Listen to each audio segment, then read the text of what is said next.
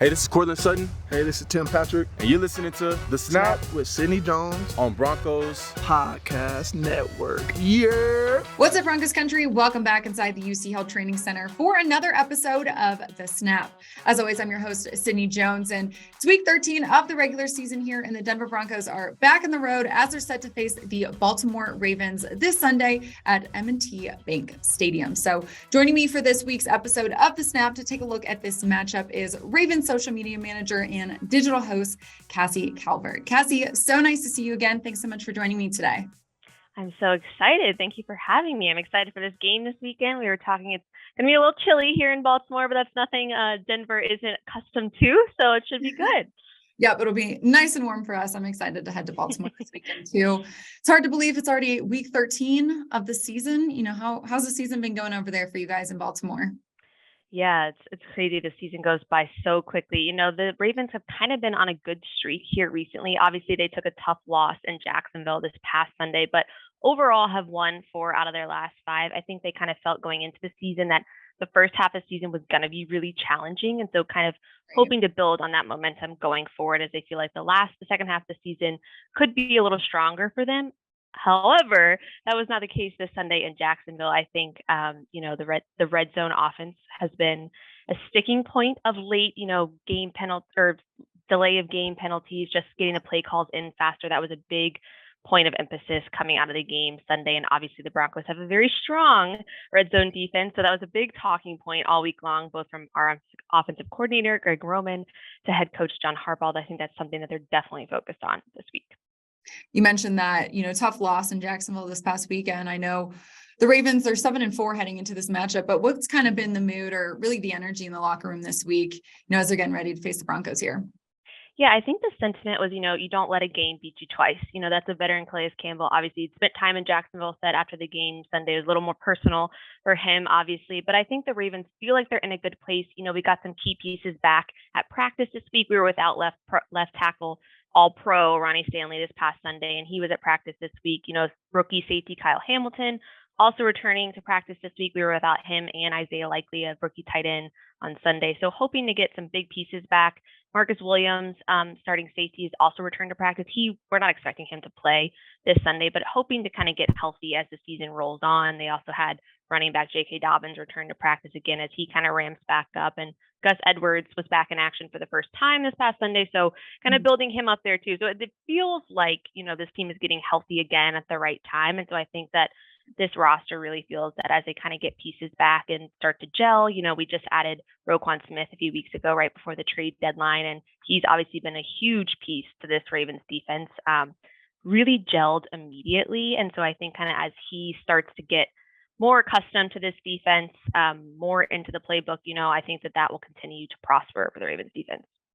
Well, looking at the injury report, I saw quarterback Lamar Jackson. He was limited earlier in the week with that quad injury. I know he was back to a full participant on Thursday. He's good to go.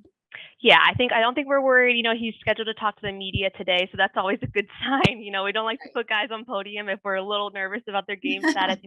He's just popped up on the injury report a few times this season and has always ended up playing on Sundays. They're really careful with him. Obviously, he takes a lot of hits. That's been a talking point throughout his career, so they are protective of him during the practice week if there is anything flaring up. But I think we all expect to see him Sunday. Well, Cassie, we all know just how talented Lamar Jackson is. I mean, such a dynamic quarterback with such a unique skill set. I know it's going to be a really tough task this Sunday for this Broncos defense to try and slow him down. But Cassie, what have been just your overall thoughts of Lamar's performance so far this season? Yeah, like you mentioned, it's just more fun when Lamar Jackson is on the field. He's without his top wide receiver.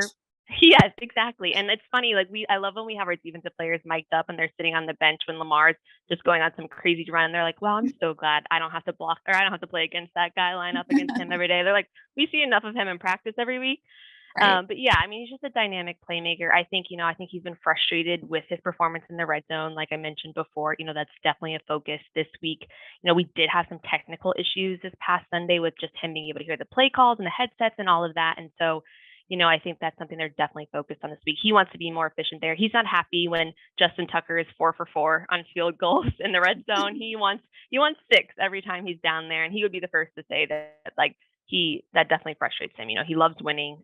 He's very motivated. And so I think that definitely got to him this past Sunday. But, when he's on the field, he elevates the play of the guys around him. And like I mentioned before, he is without his top wide receiver right now, Rashad Bateman going on season ending IR. And so kind of building chemistry with these new pieces. We've added DeSean Jackson. Saw I had a big game this past week, getting him involved in some of those deep plays down the field really help open things up for Lamar as well. He loves his tight ends.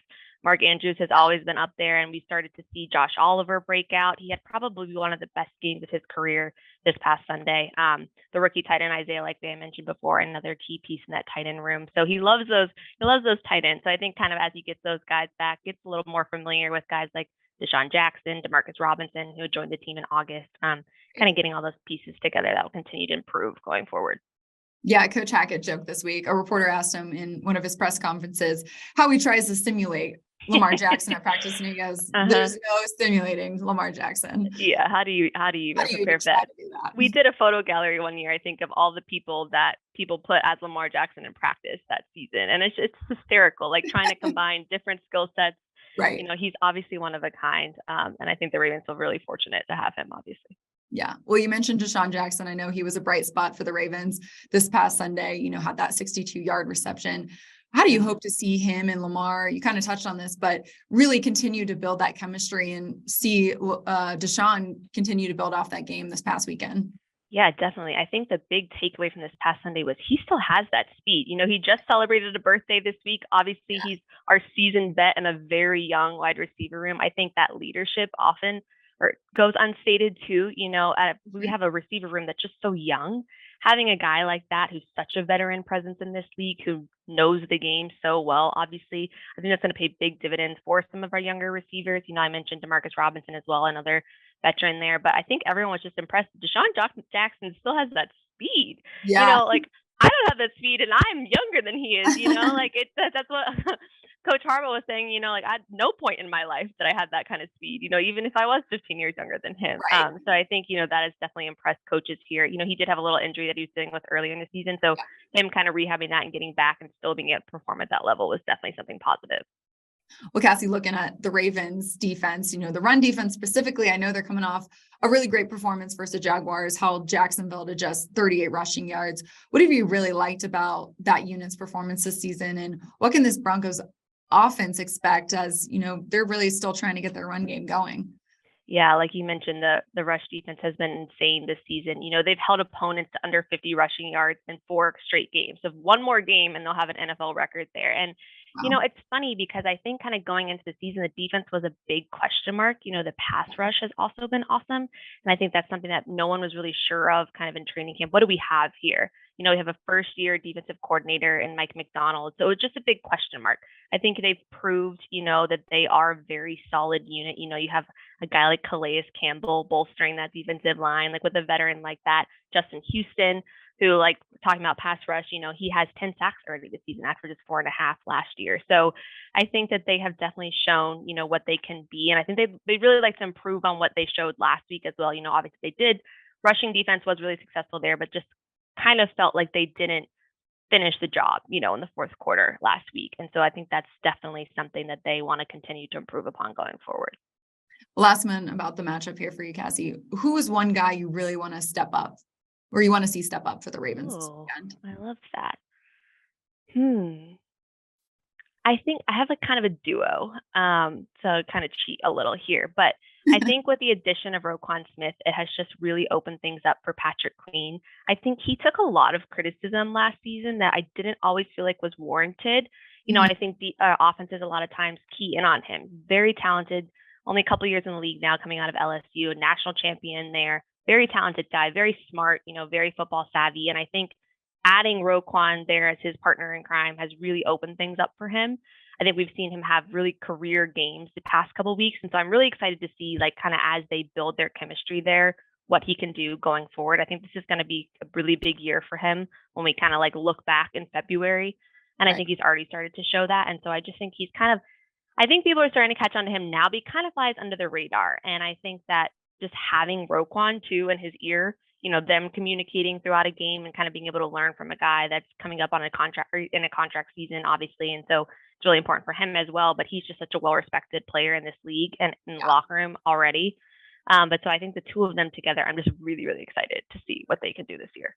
Well, I'll make sure to be on the lookout for them this weekend. Cassie, really appreciate your insight on the matchup. I want to switch gears just for a little bit here. As many of my listeners know, here on the Snap, one of my main goals is to highlight, women's impact in and around the NFL. So want to dive into your career for a bit. For some of my listeners who might not know, what does your role with the Ravens, really entail? Yeah, sure. So I have a little bit of a dual focus role. I'm the social media manager here at the Ravens. So day to day, I'm the one operating our Twitter, Instagram, Snapchat, YouTube, Facebook, TikTok, all of the above. But I also have a little bit of an on-air component as well. So I host a show that we do on Instagram and Snapchat, as well as a podcast as well that's also focused on highlighting women in the organization. So I love that you're doing the same thing here with the Snap. It's really, really cool. The Purple Chair podcast. Yes, right? exactly. Everyone go check it out. Thank you. Yeah, and do like interviews with players as well, fun, like kind of social focused content. So that's kind of where the tie-in is there. But yeah, it's just anything that we can do to highlight what these guys are like on and off the field. That's kind of what falls into my territory. For sure. What's kind of been maybe your favorite part about your role and maybe the most challenging part as well? Oh, that's a good question. I think the favorite part is I get to be in these really cool moments that like the average person doesn't get to see. Obviously, we can't have all like 2 million or however many of our fans in one room at a time. And so I think being able to take people behind the scenes in these really iconic moments is really neat for me. Like we got to be in the room when Ray Lewis and Ed Reed found out they were going into the Hall of Fame, and it's literally just them, their families, and the president of the Hall of Fame and us. And so like something like that. Obviously, we can't have every single person that's rooted for Ed Reed in his career in that room, but like being able to take them inside that moment is really neat. It just gives me like chills just thinking about it. And I think the challenging part is being in a job where, and I'm sure you can relate to this, what you do, for your 9 to 5, 7 days a week, whatever it may be, is affected by something that you have no control over. So obviously I am not on the field on Sundays as much as I would sometimes love to be. And feel like I could contribute maybe, but I don't have any control over that. And I think it affects how people see how you do your job, even if like it's not really fair.